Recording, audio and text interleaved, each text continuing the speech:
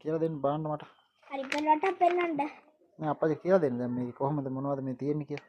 මේ රටවල්. මොනවද? දන්නවනේ මේ ඉන්දියා පාකිස්තාන චයිනා. මේ රටවල් ටික දන්නව නේද? නෑනේ මට මතක නෑ. දන්නේද රුසියා චයිනා ජපාන් දන්නේ? ජපාන් දන්නවා. ශ්‍රී ලංකා දන්නේ? දන්නවා. සෞදි අරේබියා දන්නවා. ටර්කි නම් දන්නේ නැහැ හරියට. ටර්කි යන්නේ ටර්කි සතා නෙමෙයි. ටර්කි යන රටක්. ඉස්ලාම් රටක්. මේ රටවල් දෙක ඉඩවලට ගන්නවා. ඉඩවලට කියන්නේ? දන්නා මේ රටවල් දෙක නම් ඉස්රායලුයි පැලස්තීනුයි. ඒක නම් කොහොමද දන්නවනේ? මොංගෝලියා, කසකස්තාන්, අපජයමන් කියන්නේ කසකස්තාන්, මියන්මාර්, වියට්නාම්, කැම්බෝඩියා, තායිලන්ඩ් මේක ඉඩවලට හැදිලා තියෙන හැබැයි එක රටක්. ෆිලිපීන්. ඒ ෆිලිපීන්ද? ඔව් ඉඩවලට හැදිලා තියෙන එක.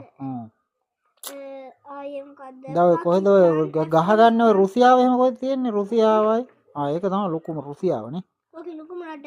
මේක ලොකුයි ප්ලූටෝ වලට වැඩිය ලොකුයි මේක. ප්ලූටෝ වලට වැඩිය ලොකුයි? ඔව්. ආයේ මේ යෙමන්, ඕමාන්, ඉරාක්, ඊරාන් ආයේ සිරියා මේ පොඩි එක සයිප්‍රස්. ඔක කොන්ටිනෙන්ට් වලට බෙදෙන්නේ කොහොමද? දැන් ඔක කොහොමද මේක තියෙන්නේ කියන්නේ ඔක දැන්? කොන්ටිනෙන්ට් වල බෙදෙන විදිහද? මට ඒකත් පෙන්නන්නකෝ. මේක එක කොන්ටිනෙන්ට් කියන්නේ මේක තමයි ලොකුම කොන්ටිනෙන්ට් එක. ඒක මුළු වර්ල්ඩ් එකමනේ නේ. මේක තමයි ලොකුම කොන්ටිනෙන්ට් එක.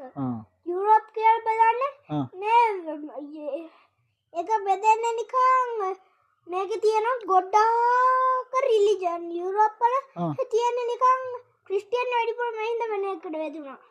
එහෙනම් තමයි බෙදන්නේ. වීඩියෝ හරද?